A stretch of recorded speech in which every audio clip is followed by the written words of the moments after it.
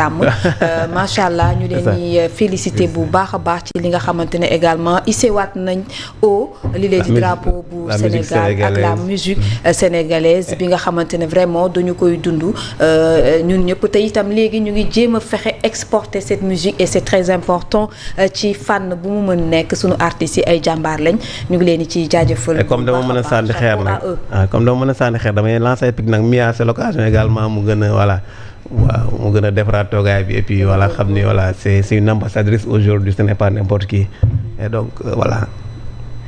dañu am suñu ay réalité d'accord na ko sóoraale. am na solo li muy def neex na.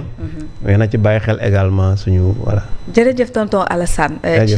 ci kàddu yi merci beaucoup ñu daal di peut-être tàmbale li nga xamante ne peut-être moo di waxtaan wi également dinañu ko dooraat rek ñëwaat def beneen point ci dialogue bi daal di am démb ak contre dialogue bi tey gis nañ li nga xamante ne peut-être ku ci nekk ci discours yi jot a jug yépp ci côté ñi nekkoon ci contre dialogue bi ñi nekkoon également ci dialogue bi ku ci nekk ak taxawaay wa nga xamante ne am nga ko te yaakaar nga ne taxawaay boobee moom moo gën ci taxawaay yi macha allah donc loolee nag la ñu fas yéene tey jii ndax également gis nañ Barth ci ngoon si moom itam taxawal mouvement politique am alors bu ñu gisee différents acteurs politiques yooyu daal di génn ku ci nekk ndax laaj bi moom mooy ndax dañuy jëm ci beneen opposition bu bees am déet loolu nag la ñuy jéem a décortiquer ak sunu ay taskatu xibaar ci plateau bi Omar daanaka ñoo gisandoo li xew démb ca dialogue ba ban appréhension ngay def ci waxtaan yi nga xamante ne jot na fa jóge ak commission yi ñu fa teg. waaw je pense que gis nañ dialogue bi gis nañ ni l'essentiel des partis quand même bokk nañ ci dialogue bi ils ont décidé de participer au dialogue national gis nañ fi Parti démocratique sénégalais gis nañ ci des anciens cadres de l'APR bon notamment Aly Ngouille Ndiaye gis nañ ci aussi la dame qui comment elle s'appelle Anta Babacar Ngom gis nañ ñu bëri en fait ils ont décidé de participer au dialogue léegi nag bon dialogue bi dafa bëri ay enjeux parce que dégg naa le président de la République di wax nii mënoon nañ décider rek réduire les partis politiques te duñu ko jaarale fenn mais maanaam du am waxtaan te bu boobaa gars yi dañuy am lu ñuy wax donc nous avons voulu en fait faire participer tout le monde léegi loolu man jàngat bu ma ci mën a am mooy par rapport au dialogue comme je l'avais dit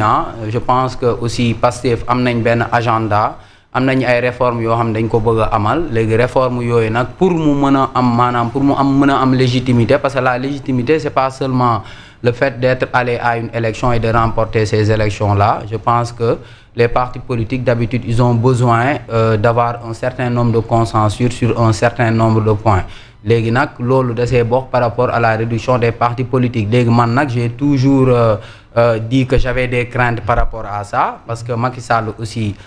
gis nañ ni sa manière un peu de réduire le nombre de partis politiques yu muy dajal c'était le parrainage moo nekkoon filtre boo xam ne nii à travers le parrainage quand même il mënoon nañu am maîtrise sur le nombre de candidats yu bokk ci kii bi léegi ñii nag ils ont décidé de faire ça avec la réduction des partis politiques léegi nag je pense que cette réforme là il faut que ñu xalaat ko bu baax parce que man ce que j'ai toujours dit mooy Sénégal tey Ousmane Sonko wala Bassirou Diomaye Faye sax mooy président tey s'il est devenu président de la République du Sénégal c'est parce que quand même on a un système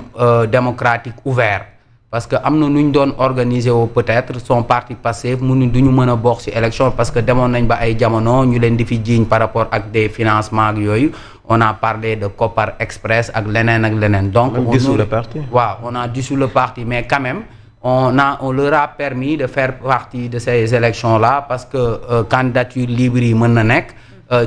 mën nga bokk ci élection par un mouvement mën nga bokk ci élection par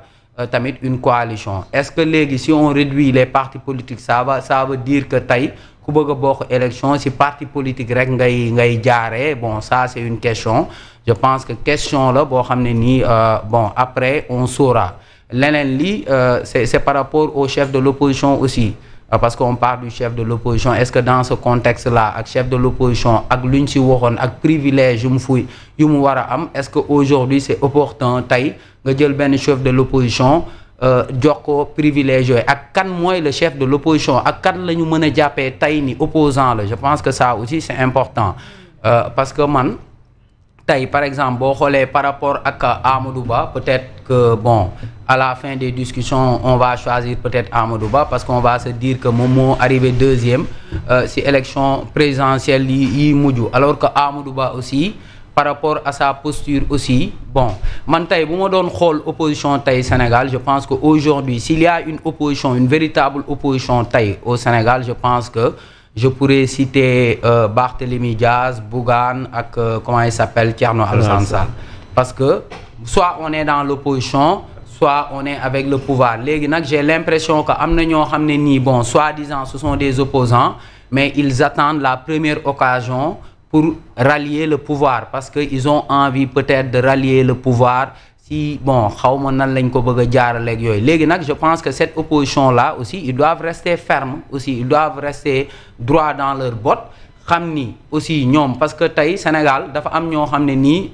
ils sont laissés en rade les populations yoo xam ne ils sont laissés en rade je peux parler des personnes qui ont été licenciés je peux parler aussi des marchands ambulants je peux parler aussi des conducteurs de Jakartaman temps yi rek maa ngi gisaat ay images xaw ma je pense que c'est à Fatick ñoo xam ne ba léegi ñoo ngi xaal seen immatriculation alors que les conducteurs de Jakarta sont des centaines de milliers de personnes léegi nag il faut que qu'il y ait des opposants yoo xam ne nii ils vont voir ces gens-là qui nga xam ne nii ils sont frustrés pour un peu capitaliser tout ça donc te loolu noonu quand tu suis un peu l'agenda du pouvoir quand même